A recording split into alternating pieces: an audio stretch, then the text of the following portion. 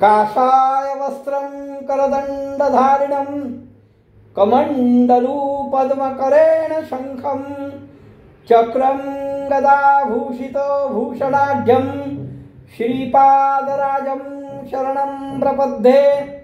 नमो जन्मभूमी जिथे जन्म झाला, नमो आर्यभूमी जिथे वाढियेला, नमो कर्मभूमी जिथे गुप्त झाला। नमस्कार माझा सद्गुरु दत्तात्रयाला, अवधूत चिंतन श्री गुरुदेव दत्त। साधकांनो, गुरुचरित्रामध्ये काल आपण बघितलं, आईनी ज्या वेळेस मुलाला तो बोलत नाही हे आतू दुःख केलं, त्यावेळेस नृसिंह सरस्वतींनी लोखंडाचं सोनं केलं, हा चमत्कार दाखवला। तरीही आई म्हणते, अरे बाळा, तू कार्मिक पुरुष होशील हे आम्हाला मान्य आहे, पण तू आमच्या मनातली इच्छा पूर्ण करावं आणि तुझे बोबडे बोल आमच्या कानावर येऊ द्यावे रे। त्यावेळेस नरसिंह सरस्वती आपल्या मातेला सांगतात, माझा व्रतबंध करा, माझ्या गळ्यात यज्ञोपवीत घाला, खुणेनी सांगतायत। आणि म्हणून माधव ज्योतिषांना बोलवतात। ज्योतिषी प्रथमतः त्याला अनुग्रह कसा देणार ह्याविषयी चर्चा करतात, तेव्हा माधव म्हणतो, ते आम्ही बघू, तुम्ही फक्त याच्या मुंजीची तारीख काढा, मुहूर्त काढा। आणि त्याच्यात तारीख काढली, मुहूर्त काढला आणि माधव आमच्या जगद्गुरूंच्या नृसिंह सरस्वतींचा व्रतबंध करण्याच्या तयारीला लागला। काय तयारी केली? आयती करीती झाले चतुर्वेदी ब्राह्मण येती। 4 वेदांचे ब्राह्मण बोलवले आहेत, एकाच वेदाचे नाही, 4 वेद जाणणारे जाणकार विद्वान ब्राह्मण। खरंय, कारण नरसिंह सरस्वतींची मूर्त आहे। भगवंत, ज्ञानवंत, तपवंत, 3 गुणांचा अधिपती, त्रिकालज्ञानी, अशा या नरसिंह सरस्वतींचा व्रतबंध आहे। चतुर्वेदी ब्राह्मण तर पाहिजेच हो।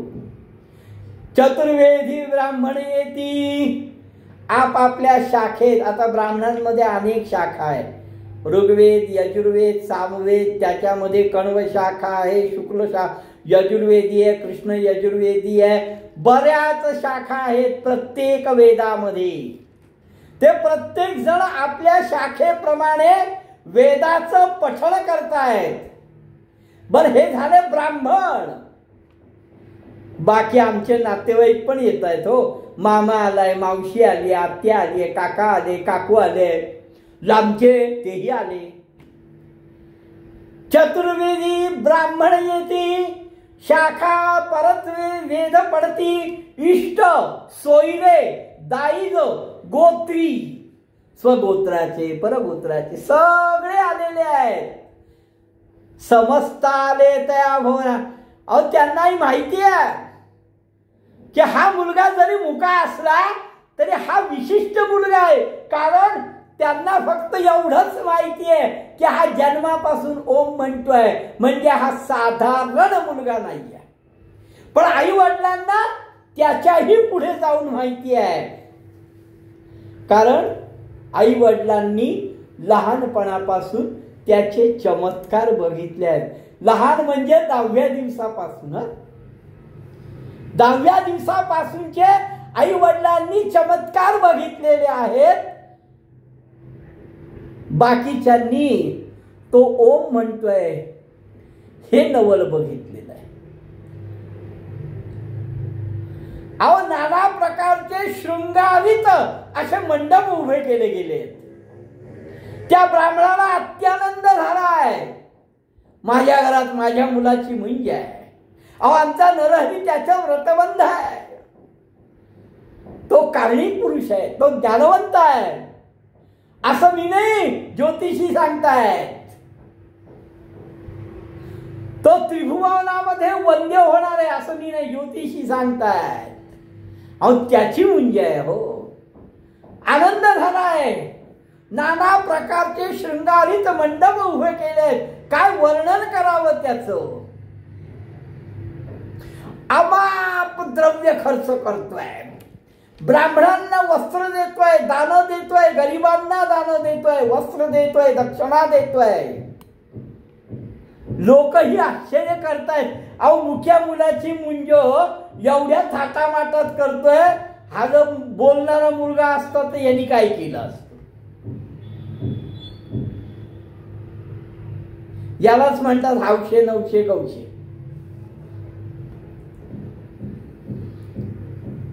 टीका करणारे. नगर लोक विस्मय करती, मूक पुत्राशी एवढी आहे ती. अरे मुख्या मुलाची मुंज करण्याकरता एवढं सगळं खर्च करतोय. त्याला भ्रांती लागलीय, त्याला वेड लागलंय. उगाच आपलं द्रव्य वाया घालवतोय. हे टीका करणारे. यांना हितचिंतक कशा प्रकारचे म्हणतात हे तुम्हाला माहिती आहे. इतका हा खर्च करतोय, इतका हा खर्च करतोय. मुका मुलगा आहे त्याच्या व्रतबंधा करता हा जर एवढा खर्च करतोय, हा त्याचा व्रतबंध करेल. पण त्याचा गायत्री उपदेश कसा करेल, त्याला आचार कसा शिकवेल, मुंजीनंतर बटुनी काय काय करायचं हे त्याला कसं शिकवेल. पण काही जण याच्या पलीकडे असतात. ते म्हणतात आपल्याला काय घेणंय. एक म्हणती हो का भलते असं आहे का. पण अहो आपल्याला काय करताय, आपल्याला मिष्टान्न मिळतंय, आपल्याला जे काय वस्त्र देतात, आपल्याला जे काय दक्षिणा देतात ती सगळी घ्या, गप बसा. त्याला तो मंत्र कसा देईल, काय देईल, आपल्याला काय घेणंय. एक म्हणती हो का भले मिष्टान्न आम्हासी मिळते, आम्हाला गोड पदार्थ मिळतात, रुचकर भोजन मिळते. देकार देतील हिरण्य वसे, तो जे काय देतोय हिरण्य म्हणजे दक्षिणा, पैसे, वस्त्र देतोय ते फक्त घ्या. चाड नाही त्याचे मंत्र. आम्हाला त्याला मंत्र कसा देतील, काय देतील याच्याशी काहीही घेणं देणं नाही. तो जे काय देतोय ते घ्या. तो कसा मंत्र देईल, काय आपल्याला काय करायचं आहे हो. असंही बोलणारे लोक मुंजीला आले होते. असे नाना परीचे लोक.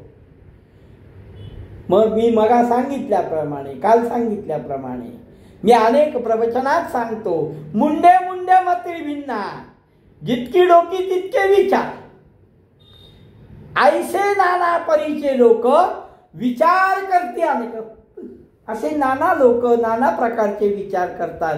पण इकडे माता पित्यांचं त्याकडे लक्ष नाही. ते अत्यंत आनंदात आहे. कारण त्यांना माहिती आहे काय की या मुलाचा व्रतबंध झाल्यानंतर हा बोलणार आहे. हे त्या माता पित्यांना माहिती आहे, बाकी कोणालाच माहित नाहीये. कारण आमच्या जगद्गुरूंनी, आमच्या नृसिंह सरस्वतींनी मातेला खूण करून सांगितलंय की माझा व्रतबंध कर तेव्हा मी बोले. त्यामुळे हे माता पित्यांना माहिती आहे. त्यामुळे त्यांना तो आनंद आहे. लोकांना हे माहित नाही आहे. ऐसे नाना परीचे लोक विचार करती अनेक, पण माता पिता अत्यंत सुख, अत्यंत आनंदाने मुंजीच्या सुरुवातीला देव देवक बसवलाय. देव देवकाची प्रतिष्ठापना केली आहे. चौल कर्म केलंय मुलाचं. आणि आई चौल कर्म झाल्यावर, अभ्यंग स्नान झाल्यावर आई मुलाला मातृभोजनाकरता घेऊन गेली आहे. मुंजीमध्ये हे काही संस्कार आहेत. कारण मुलगा ज्या वेळेस त्याचा व्रतबंध होणार आहे, वडील त्याला गायत्री मंत्राचा उपदेश करणार आहे, त्यानंतर तो मुलगा ब्रह्मचारी आश्रमामध्ये पदार्पण करणार आहे आणि मग तो कोणाबरोबरही जेवणार नाहीये.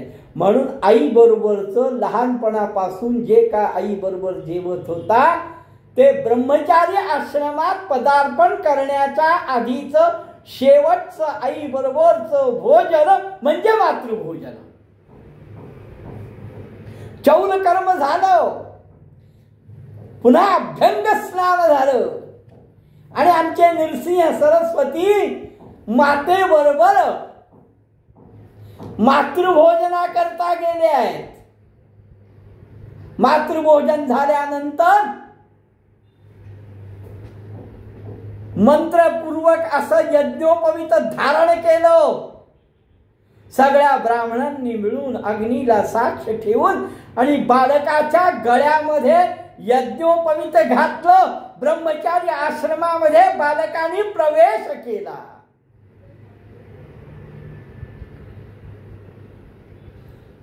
आणि मग पित्यानी त्याच्या कमरेला मुंगी बंधन बांधलं आणि पिता त्याला जवळ घेऊन बसला. मुहूर्त आलाय आणि पिता आता त्याच्या कानामध्ये मंत्र उपदेश करणारे. पहिला गुरु पिता, पहिला गुरु पिता. व्रतबंधाच्या वेळेस पिता आपल्या पुत्राच्या कानामध्ये मंत्राचा उपदेश करतो, तो गायत्री मंत्र.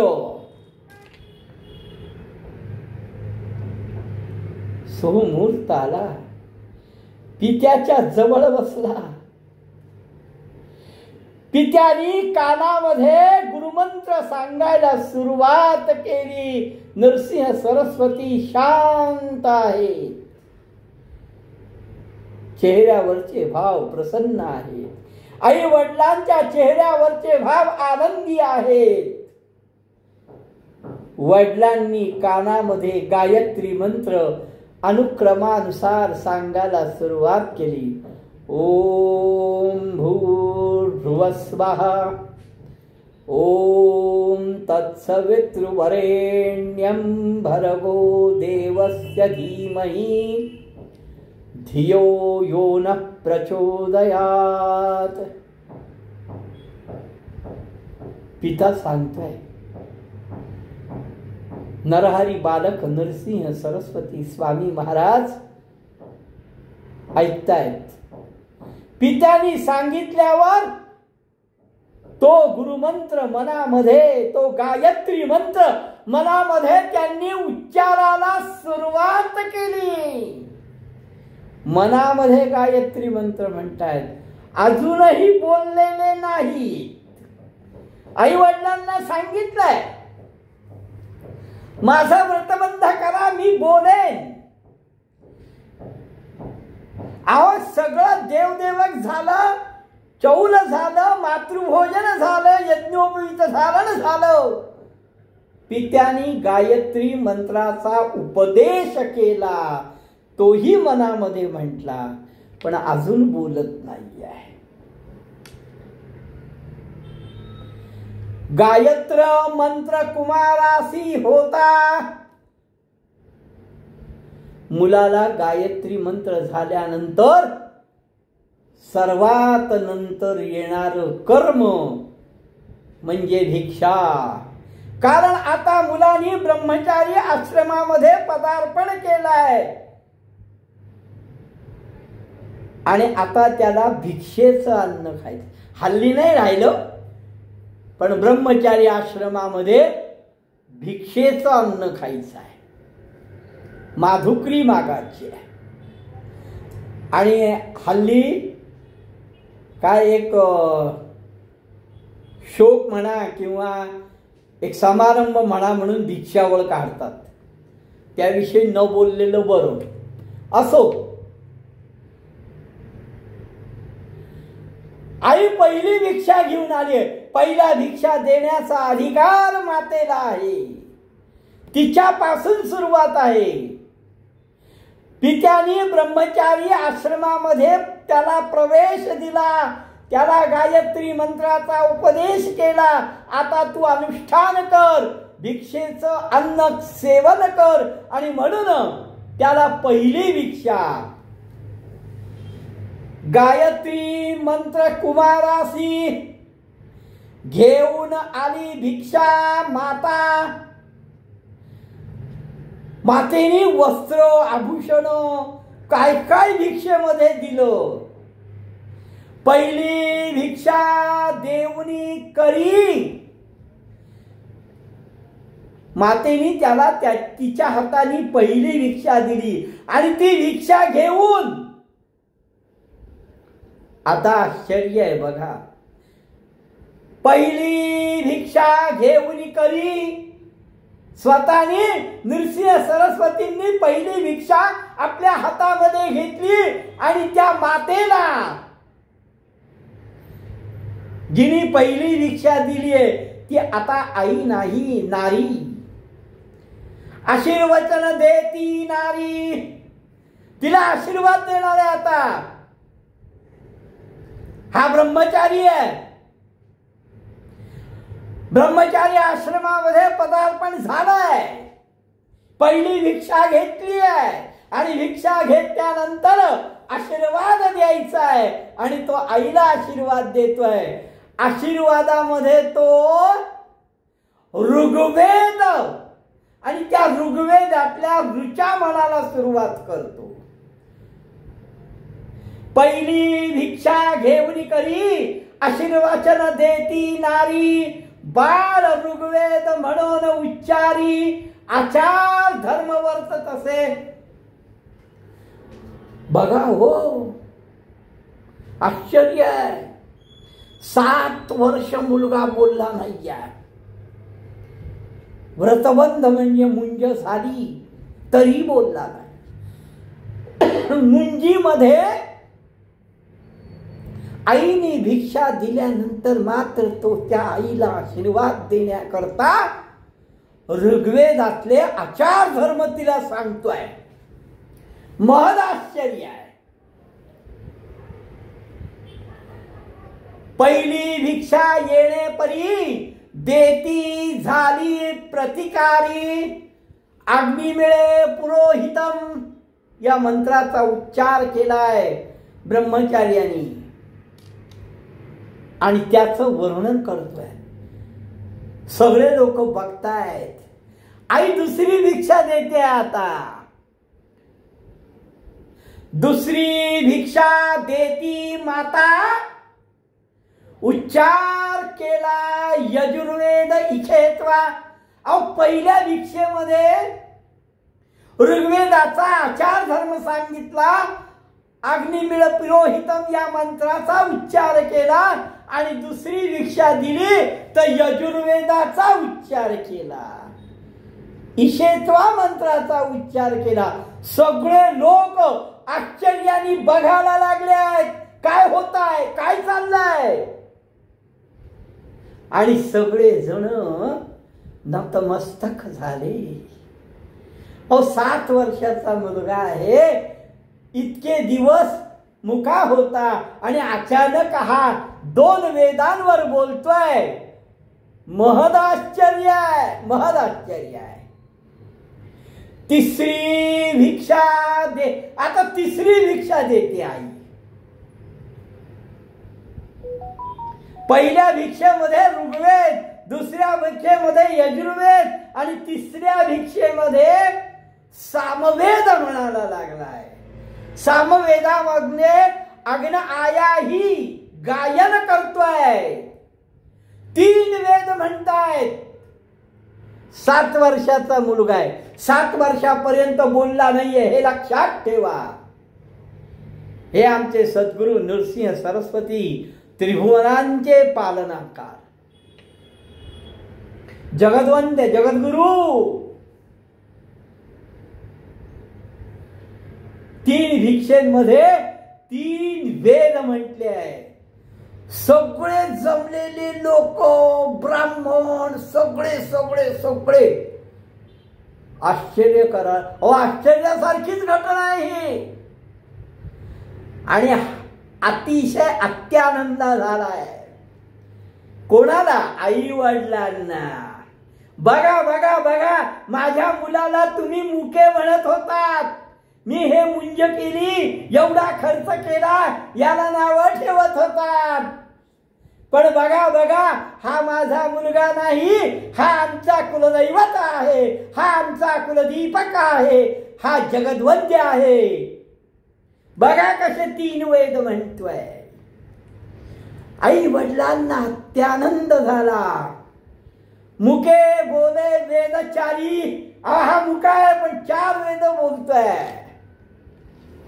आणि म्हणूनच म्हणतो तुम्हाला, काय हा कार्मिक पुरुष होईल, याला कोणीही मनुष्य म्हणू नका, कारण हा अवतारी आहे. याते म्हणो नये नर, होईल देवाचा अवतार. याला कोणीही मनुष्य म्हणून संबोधू नका, हा देवाचा अवतार आहे. याला नमस्कार करा, याला जगद्गुरु म्हणा. इतक्यात तो बालक आईकडे म्हणतोय, आई तू उपदेश केलास, वडिलांनी गायत्री मंत्राचा उपदेश केला, तू उपदेश केलास की भिक्षा माग म्हणून, कारण तूच भिक्षा दिली आहे पहिले. तू मला उपदेश केलायस आणि तुझं म्हणणं खोटं कसं होईल आई? निर्धार आहे माझ्या मनामध्ये, आणि आता मला निरोप दे, आता मला सोड. कुठे जाऊ? तीर्थ हिंडू. तुझा उपदेश आहे की भिक्षा कर, तर भिक्षा करीन. ही चुकी अवसरी तो बालक मातेसी म्हणे ऐक. आई ऐक, ऐक ऐक, मी काय सांगतोय तुला. तुवा उपदेश केला तू एकच उपदेश केलाय. काय? भिक्षा माग म्हणून या, भिक्षा माग असा तू उपदेश केलायस. तुझं बोलणं खोटं होणार नाही, हा माझ्या मनाचा निर्धार आहे. नभती बोल तुझे मिथ्या, तुझे बोल खोटे होणार नाही. निर्धार आहे माझ्या चित्ता, माझ्या मनामध्ये निर्धार आहे. निरोप द्यावा, आता लगेच निरोप दे. आता वेळ घालवू नकोस, आता मला जाऊ दे. जाऊ तीर्थ हिंडावया. अगं आता तीर्थक्षेत्र हिंडायला जाऊ दे.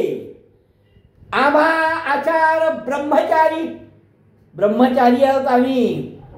आमचं आचरण काय? भिक्षा करावी घरोघरी. आमचं आचरण आहे घरोघरी भिक्षा मागायची आहे. वेदाभ्यास मनोहरी. बर नुसती भिक्षा मागायची नाही, तर आमचं आचरण आहे वेदाभ्यास करायचा.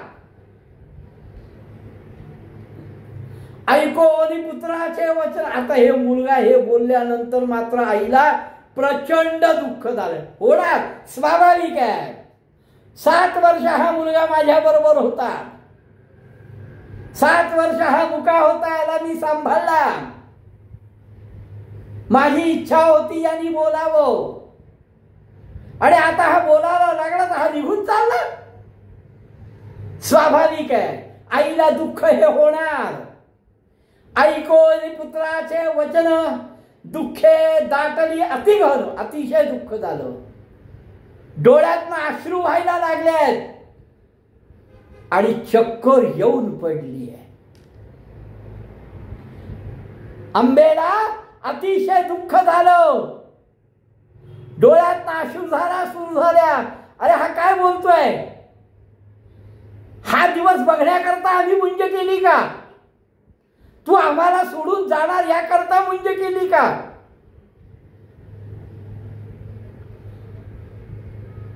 सगळं लोक शांत झाले. काय चाललंय? कोणालाच काही कळेना. अहो हा मुका मुलगा काय, याची मुंज होते काय, वडील याला गुरुमंत्र देतात काय, हा आईकडे भिक्षा मागायला जातो काय, भिक्षा मागितल्यानंतर 4 वेद म्हणतो काय, आईला पुन्हा सांगतोय मी निघून जातोय तीर्थयात्रा करायला, तूच मला भिक्षा मागायला सांगितलेली आहेस, माझा आचार धर्म ब्रह्मचार्याचा आचार धर्म भिक्षा मागावी घरोघरी आणि वेदाभ्यास करावा म्हणून तू मला परवानगी दे. आणि हे ऐकल्यानंतर आईला चक्कर येते, आईला अति दुःख होतं. स्वाभाविक आहे हे सगळं. सगळे लोक शांत झाले. आईचं दुःख अनावर आहे. आईला शुद्धीवर आणलंय.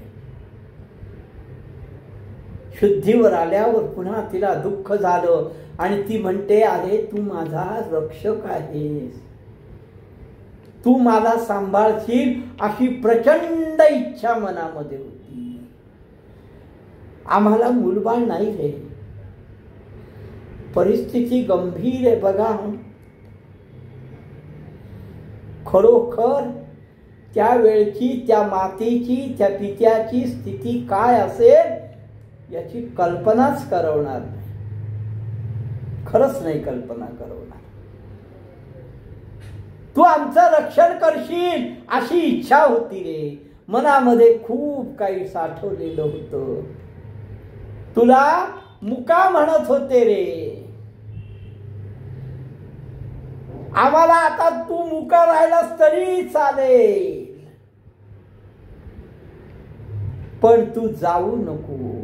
अरे ईश्वराच्या पूजेचं फळ काय ते आम्हाला कळलंय रे. नको रे जाऊ मुला. वाईट वाटत, वाईट वाटत. एवढा आनंद उत्सव असताना आणि हा शेवटचं अतीव दुःखाचं पर्व म्हणावं तर त्या मातेचं त्या अतीव दुःखाचं पर्व सुरू झालंय. अरे तुझे बोल आम्ही नाही ऐकले तरी चालतील रे मुला. तू मुका राहिला तरी चालतील, पण नको जाऊ रे. आम्हाला सोडून नको जाऊस म्हणून त्या मुलाला ती कवटाळते, प्रेमाचा वर्षाव करते. डोळ्यातनं अश्रुधारा वाहतायत. बाप माधव अतिशय शांत उभा आहे. काय करावं त्याला सुचत नाहीये. ज्या मातेने गर्भामध्ये 9 मास ठेवलं, ज्याला जन्माला घातलं, जो मुका असताना सुद्धा त्याचा परोपरीने सांभाळ केला, तो इतका ज्ञानवंत आहे हे नंतर कळलं. 4 वेदांचं भाष्य त्यांनी केलं, पण तो मुका असताना सुद्धा त्याचा सांभाळ केला. त्याच मातेला तो सांगतोय मी निघून जातो. अतीव दुःख आहे, खरोखर अतीव दुःख आहे. ती त्याला आलिंगन देते, त्याला वारंवार समजवते. आईचं दुःख मुलांनी बघितलं. पण आमचे जगद्गुरु आहेत, ज्ञानवंत आहे, त्रिकाल ज्ञानी आहे. ते म्हणतात त्या आईला ब्रह्मज्ञान सांगायचा प्रयत्न करतायत. या स्थितीमध्ये, ज्या स्थितीमध्ये आज ती माता अत्यंत विव्हळ अवस्थेमध्ये आहे. खरोखर केवढा मोठा समारंभ केला आहे. किती आनंदात होती ती माता. माझा मुलगा बोलणार आहे हा एक प्रचंड आनंद त्या मातेला होता, त्या पित्याला होता. त्या आनंदामध्ये प्रचंड खर्च करून एवढी मोठी मुंज केली, एवढा मोठा व्रतबंधाचा सोहळा केला. तो हा निघून जावा म्हणून का? स्वाभाविक आहे हो. दुःख होणं खरंच स्वाभाविक आहे. अहो भिक्षा मागितल्यानंतर तो मुलगा जातो म्हणतो, पण जाताना तो कारण देतो. त्याचं कारण तूच मला भिक्षा मागायला सांगितली. कारण योग्य आहे, पण त्या मातेला ते धक्कादायक आहे. आईचं बोलणं ऐकलं. नृसिंह सरस्वती सांगतात, नको खेदऊ अंतःकरण, आम्हा करणे तेच असे. तू अंतःकरण दुःखित करू नको. मला असंच करायचंय, मला असंच वागायचंय, मला असंच ठरवायचंय.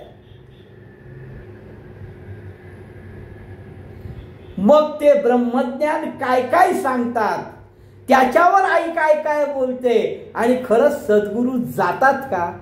नृसिंह सरस्वती ग्रहत्याग करतात का? हे सगळं आपण उद्या बघू. अवधूत चिंतन श्री गुरुदेव दत्त.